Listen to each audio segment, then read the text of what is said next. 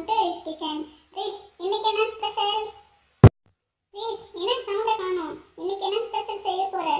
ரொம்ப யோசிச்சிட்டு இருக்க மாதிரி இருக்கே. அப்படி என்ன யோசனை? அதுவா, இந்தியாவில் இருந்தாக்கா ஈவினிங் வந்து பீச் போயிட்டு பீச் காற்று வாங்கிக்கிட்டு அந்த அலையெல்லாம் ரசிச்சுக்கிட்டே உட்காந்து சுண்டல் பஜ்ஜி இதெல்லாம் சாப்பிடுவோம்ல, அந்த ஞாபகம் வந்துச்சு. அவ்வளோதானே ரிஸ்? பஜ்ஜி வேணா செஞ்சு சாப்பிட வேண்டியதானே? அப்படியே நம்ம சேனலையும் எப்படி பண்ணணும்னு ரெசிபி போட வேண்டியதானே? போடலாமே, ஆனால் பஜ்ஜி எல்லாருக்கும் செய்ய தெரியுமே, அதான் யோசிக்கிறேன். ரிஸ், தெரியாதவங்க தெரிஞ்சுக்கிட்டோமே. நீ தான் பஜ்ஜியில் நிறைய டிப்ஸ்லாம் வச்சிருப்பல, அதெல்லாம் எடுத்து விடு, தெரிஞ்சுக்கிட்டோம். இன்றைக்கி நம்ம ரிஸ் கிச்சனில் வாழைக்காய் பஜ்ஜி எப்படி செய்யுதுன்னு பார்க்கலாம் வாங்க.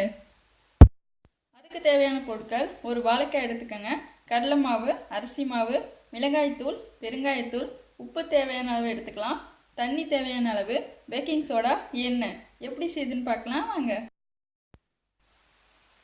அரை கப் கடலை மாவு போட்டுக்கலாம். அதில் அரிசி மாவு கொஞ்சம் ஆட் பண்ணிக்கோங்க. பெருங்காயத்தூள் ஆட் பண்ணிக்கலாம்.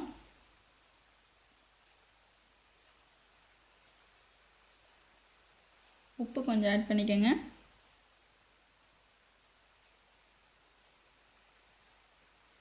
மிளகாய்த்தூள் ஆட் பண்ணிக்கலாம். காஷ்மீர் சில்லி வேணாலும் நீங்கள் ஆட் பண்ணிக்கோங்க, கலர்ஃபுல்லாக இருக்கும். பேக்கிங் சோடா ஆட் பண்ணிக்கலாம்.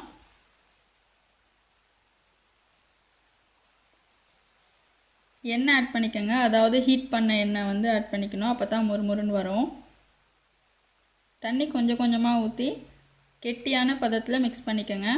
ரொம்ப தண்ணியாகவும் இருக்கக்கூடாது, ரொம்ப கெட்டியாகவும் இருக்கக்கூடாது, திட்டமாக இருக்கணும்.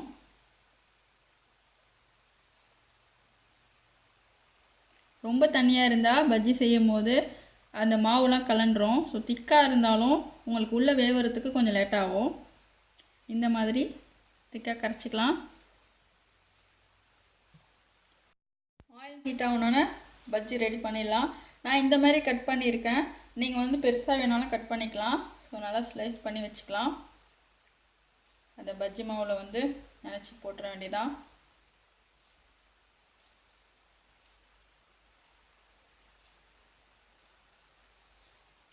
எண்ணெயில் பொரிச்சிட வேண்டியதான்.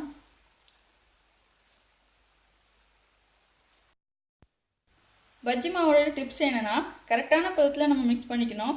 ரொம்ப திக்காக இல்லாமல் ரொம்ப லைட்டாக இல்லாமல் கரெக்டான இதில் மிக்ஸ் பண்ணிக்கோங்க. மீடியம் ஹீட்லேயே வச்சு குக் பண்ணுங்கள். அதே மாதிரி பஜ்ஜி மாவு செய்கிறப்பயே ஹீட்டான ஆயில் இருக்கு இல்லையா, அதை நீங்கள் ஆட் பண்ணிங்கன்னா நல்லா மொறுமொறுன்னு வரும். அப்புறம் இட்லி மாவு இருக்கு இல்லையா, அதையும் ஆட் பண்ணி பாருங்கள், சூப்பர் டேஸ்ட்டாக இருக்கும். செஞ்சு பார்த்துட்டு எப்படி இருக்குன்னு சொல்லுங்கள்.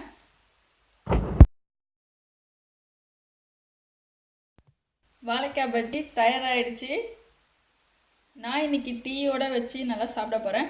நீங்களும் இதை ட்ரை பண்ணி பாருங்கள். இந்த வீடியோ உங்களுக்கு பிடிச்சிருந்துச்சுன்னா லைக் பண்ணுங்கள், ஷேர் பண்ணுங்கள், மறக்காமல் சப்ஸ்கிரைப் பண்ணிவிடுங்க. தேங்க்யூ.